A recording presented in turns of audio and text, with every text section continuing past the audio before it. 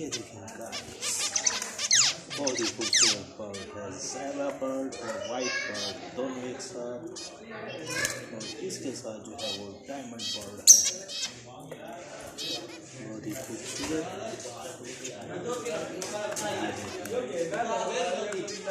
सबके सब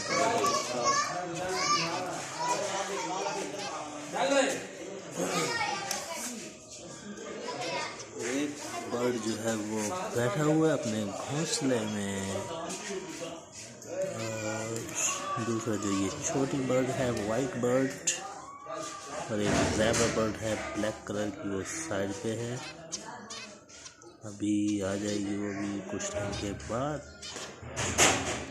बहुत ही प्यारी बर्ड है, वो ब्लैक कलर में है और बहुत छोटी है। ये देखें एक और वाइट बर्ड जो अभी आई है, और ये देखें वाइट बर्ड।